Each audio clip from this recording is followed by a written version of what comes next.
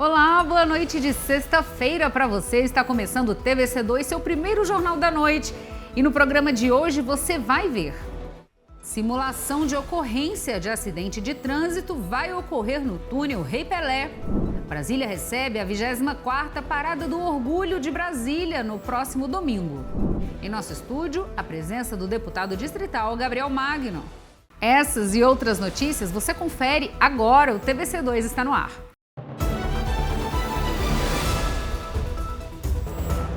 E nós começamos o TVC2 de hoje com a presença do deputado distrital Gabriel Magno, que esteve conosco para uma entrevista. Confira. Deputado, vamos falar sobre políticas públicas na área da mulher.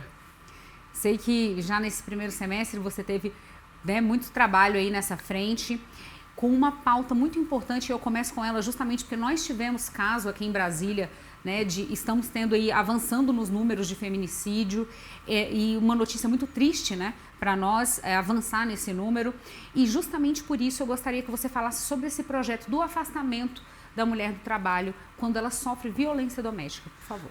Rafaela, acho que esse é um debate muito importante, muito sério. Infelizmente o DF teve agora o 20º caso de feminicídio esse ano, um número que já supera todos os casos do ano passado, e é preciso ter uma intervenção do poder público mais efetiva, mais eficiente, aumentando as políticas públicas também, não só de proteção, de acolhimento, de cuidado, e um diálogo social com a sociedade a partir da educação. Então, nosso mandato tem se preocupado com essa agenda. A gente já aprovou 2 projetos de lei sobre o tema. O primeiro que cria um protocolo, um protocolo que combata a violência contra as mulheres, principalmente nas casas noturnas, bares, restaurantes.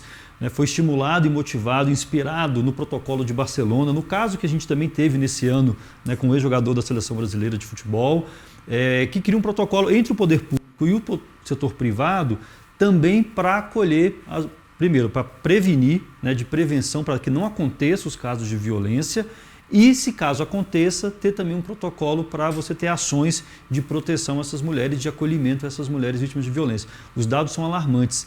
Pesquisas mostram que 70% das mulheres já sofreram algum caso de violência nesses estabelecimentos, bares, restaurantes, casas noturnas, e a maioria delas dizem que sofrem a violência e não denunciam porque não sabem como proceder. Então falta o braço, falta o poder público também atuar em parceria com o setor produtivo. E a lei que nós aprovamos agora é que estabelece o mesmo dispositivo que tem na CLT, e que é fruto da Lei da Maria da Penha, também para o regime jurídico único das servidoras públicas, que é o afastamento das servidoras de até 6 meses em casos de violência. A gente sabe que esse é um instrumento muito importante, porque o agressor, ele persegue a vítima, e o local de trabalho é um local de vulnerabilidade, da mulher vítima da violência, porque ele sabe o horário da entrada, o horário da saída, o endereço. Então esse afastamento ele é muito fundamental. E também a questão da proteção do emprego também é importante, porque é um dos dispositivos que as vítimas, nesse caso, têm também para romper com essas relações. Então a gente espera agora a sanção do governador do Distrito Federal para que possa valer imediatamente para as servidoras públicas do DF. Perfeito, deputado. E só fazendo um parênteses, um adendo, na verdade, na sua fala, uma das mulheres mortas esse ano estava em horário de trabalho no hospital, na linha de frente, Então, deve existir ali uma sensibilidade no processo, E a gente sabe também que a iniciativa privada também não pode sofrer um prejuízo quanto a isso. Então, a política nesse sentido para a mulher é fundamental. É fundamental, e nós estamos falando de vidas que infelizmente estão sendo retiradas, estão sendo tiradas, e é preciso. Esses são mecanismos, são alguns dos instrumentos, mas é muito fundamental que o poder público também crie políticas de proteção, delegacias das mulheres, aumente a capacidade de intervir, mas também de acolher essas demandas, acolher as denúncias, levar a sério também, qualificar os profissionais, tanto do poder público quanto também estabelecimentos privados, para que a gente tenha também uma cultura. Aí temos que avançar numa cultura também que faz parte da educação, superar a cultura machista que nós vivemos na sociedade, patriarcal ainda, infelizmente, mas que tem gerado, nesse caso, morte mesmo, violência. O Brasil é um país que ainda tem muita violência, contra as mulheres, contra os negros, as negras, a população LGBTQIA+, também. Terminamos o mês do orgulho agora. Eu vi na apresentação, né, que nós vamos ter a parada agora no domingo. É um dos países que mais mata LGBTQI no mundo. Então é preciso que o poder público, o Estado brasileiro, ele também coloque esse problema como um problema para ser resolvido, um problema social grave, um problema de saúde, e precisa ter ações efetivas, precisa ter investimento e recursos também para combater, né? É isso mesmo, deputado. Inclusive, eu já ia pautar você sobre esse assunto, porque eu ia, na verdade, entrar no tópico da educação para passar pela questão do prêmio Paulo Freire e desaguar na questão justamente das minorias, né? Então, eu gostaria que você começasse a falar um pouquinho dessa iniciativa da instituição do prêmio Paulo Freire, e aí a gente segue no assunto das minorias. Não, excelente. Nós aprovamos agora também, na última semana de trabalho lá na Câmara Legislativa, já foi publicado, né, a criação do Prêmio Paulo Freire de Educação. A ideia do prêmio é valorizar boas práticas dentro das escolas públicas, principalmente, mas de qualquer pessoa que tenha trabalho com identidade, né, no âmbito educacional, obviamente, mas como no trabalho na referência do Paulo Freire, que é muito ampla.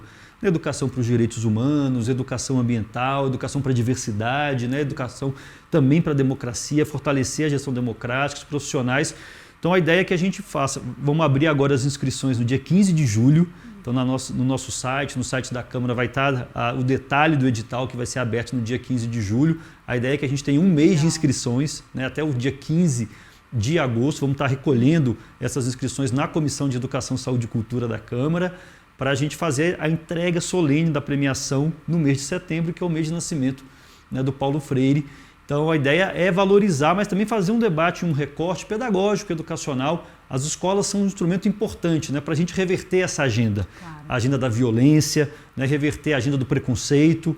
Então, para nós, ele tem esse caráter muito importante, muito fundamental. Nós que vivemos agora recentemente, né, um período de violência contra as escolas, né, de ataque contra as escolas, também para promover a cultura da paz. E a gente sabe que esses ataques que a gente viveu recentemente contra as escolas, eles têm também na sua origem o preconceito. O preconceito racial, o preconceito, né, o machismo muito arraigado, a LGBTfobia. Então, é preciso também combater essas formas de violência. E eu sou professor da Secretaria de Educação. Legal. Eu tenho essa crença de que a educação é um caminho muito fundamental para a gente superar as desigualdades e também combater violências. A qualidade do ensino passa por essas reflexões, né, deputado? Por essas ações, as melhores práticas, justamente o objetivo do prêmio. Exatamente. Então é fundamental mesmo essas iniciativas. Agora eu quero falar um pouquinho de saúde. Eu soube que vocês estão fazendo inspeções no hospital de base. Eu queria que você falasse um pouquinho sobre essa iniciativa. Exatamente, Rafaela. A gente assumiu, né, no início do mandato a presidência da Comissão de Educação, Saúde e Cultura da Câmara. Falo que é uma comissão importante porque são 3 temas que eles dialogam entre si e dialogam com muita agenda da cidade. No caso da saúde, o DF hoje vive um caos, né, na saúde pública. Então a gente tem feito pela comissão essas fiscalizações, estamos visitando não só o hospital de base, já tivemos no Hospital de Santa Maria, em várias UPAs e UBSs, para, primeiro, ter uma questão para nós que é muito importante. Nós acreditamos que o modelo do IGES, da forma como foi implementado, ele tem feito muito mal para a saúde pública, porque ele cria um comando duplo na Secretaria de Saúde, e ele que não dialoga entre si, e ele tem absorvido cada vez mais recurso público. Né? Desde que foi implementado o modelo do IGES, ano a ano, o repasse que é feito para o IGES aumenta a cada ano. Sim. E a gente não tem visto que o atendimento na ponta tem melhorado. Né? Pelo contrário, a situação do hospital de base chegou no estado crítico. Nós fomos no início do ano, em fevereiro, numa primeira fiscalização, para ver a situação da cozinha, né, do hospital de base, tinha barata, rato. Foi feito um acordo, né, com o Ministério Público, com o governo federal e com a empresa responsável pela manutenção da cozinha, que é a empresa Salutar, e nós voltamos lá para acompanhar se já tinha sido cumprido. Eles não cumpriram, a cozinha continua no mesmo estágio, as obras começaram só agora, dia 9 de junho, então eles deram mais um prazo, que são de 45 dias, nós vamos continuar acompanhando. Agora é preciso também responsabilizar, porque o IGES criou uma cultura na cidade que ele faz um convênio, as empresas conveniam com o IGES na terceirização do serviço e as empresas não cumprem o contrato. E elas ficam esperando para aditivar esse contrato para poder ter mais recursos para fazer aquilo que já estava previsto inicialmente na licitação. Foi o caso agora da Salutar no hospital de base e elas não entregam, né, aquilo que foi prometido, aquilo que foi contratado. É preciso, nós estamos pedindo não só o rompimento do contrato, mas também que sejam responsabilizados, Claro. porque é recurso público e nós estamos falando de vida das pessoas, né? Então, essa tem sido uma tarefa muito grande, né, da Comissão de Educação, Saúde e Cultura lá, que a gente, na presidência, e no caso específico do IGES também, aumentar a transparência. Acho que esse é um outro problema grave do modelo do IGES, é pouco transparente, não presta conta daquilo que recebe e daquilo que investe na saúde, e nós estamos vivendo isso. E quem mais sofre com isso é a população do Distrito Federal, que está nas filas dos hospitais, está nas filas das UPAs, infelizmente sem atendimento, que foi a promessa daqueles que defenderam o IGES lá na frente, lá no início, né? Que seria mais fácil contratar profissionais, seria mais fácil comprar insumos e seria mais fácil também fazer reparos nos equipamentos. A gente não vê e não observa nenhuma das três coisas, infelizmente. Mas a comissão ontem a gente esteve no Hospital de Base novamente e vamos continuar nas visitas. Perfeito, deputado. Iniciativas muito importantes aí nesse comando, nessa gestão de vocês. Eu agradeço muito a sua presença, viu? Todos os esclarecimentos, as portas da TV Cultura estão sempre abertas. E após mais de 10 horas de sessão, a Câmara dos Deputados aprovou em primeiro turno o texto base da reforma tributária por 382 votos a 118, com 3 abstenções.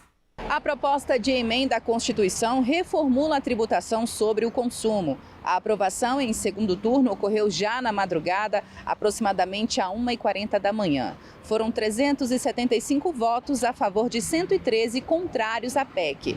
A sessão começou às 11 horas da manhã, com debates em torno do eixo. Por volta das 6 horas da tarde, começou a votação. Um requerimento do projeto de lei para adiar a votação foi derrotado por 357 votos a 133 e os debates seguiram enquanto os deputados votavam. A PEC em primeiro turno foi aprovada quando o relógio se aproximava das 10 da noite. O número de votos a favor, além da própria aprovação, provocaram efusivas comemorações entre a base governista. Para ampliar a base de apoio, o relator da proposta na Câmara, Aguinaldo Ribeiro, fez mudanças de última hora. O texto traz algumas mudanças em relação à proposta apresentada há 2 semanas, como maiores reduções de alíquotas, isenção para alguns produtos da cesta básica e mudanças no Conselho Federativo, órgão que decidirá as políticas fiscais e tributárias. Em relação à cesta básica, o novo parecer zera a alíquota do futuro imposto sobre valor adicionado para itens a serem incluídos em lei complementar, além de frutas, produtos hortícolas e ovos. Essa lei criará a cesta básica nacional de alimentos. A mudança diminuiu resistências de alguns estados em abrir mão de arrecadação, porque não estimularia uma nova guerra fiscal em torno de produtos alimentícios, já que a lista valerá para todo o território nacional. O relator também aumentou de 50% para 60% o redutor de alíquotas do IVA, que incidirão sobre alguns produtos e setores com tratamento diferenciado. Transporte público, saúde, educação, cultura e produtos agropecuários fora da cesta básica nacional pagarão 60% a menos do imposto que unirá a contribuição sobre bens e serviços arrecadada pela União e o imposto sobre bens e serviços de responsabilidade dos estados e municípios. A versão final do relatório modificou o imposto seletivo que será cobrado sobre bens e serviços prejudiciais à saúde e ao meio ambiente, como cigarros, bebidas alcoólicas e bebidas e alimentos com excesso de açúcar. Esse imposto não poderá ser cobrado sobre itens que paguem imposto sobre o valor agregado reduzido. E agora, notícia sobre a obra viária de grande complexidade, o túnel Rei Pelé, em Taguatinga, que vai passar pelo primeiro exercício simulado de acidente de trânsito esse domingo. O objetivo é preparar as forças de segurança pública e viária e os serviços de atendimento médico para eventuais ocorrências graves. Serão mobilizados 10 órgãos do governo do Distrito Federal, com a participação estimada de cerca de 40 pessoas e mais de 10 viaturas. Estarão presentes representantes da Secretaria de Segurança Pública, da Polícia Militar, do Corpo de Bombeiros, da Polícia Civil, do Serviço de Atendimento Móvel de Urgência, do Departamento de Trânsito, do Departamento de Estradas de Rodagem, da Secretaria de Obras e Infraestrutura, da Administração Regional de Taguatinga e da Neoenergia. Durante aproximadamente 2 horas, os órgãos atuarão na ocorrência simulada no Túnel Norte, onde será montada um acidente envolvendo 2 automóveis e uma motocicleta, com 5 vítimas, sendo 2 graves, uma presa a um dos veículos e outra na moto. Para a execução do simulado, as 2 passagens do túnel ficarão interditadas no dia, a partir das 15 horas. A ação será acionada e coordenada pelo Centro de Controle de Operações.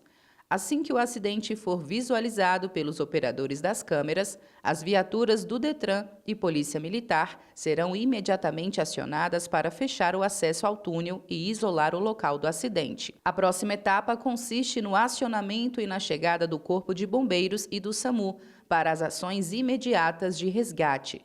Após o salvamento e a retirada das vítimas e dos veículos do local, o túnel será reaberto.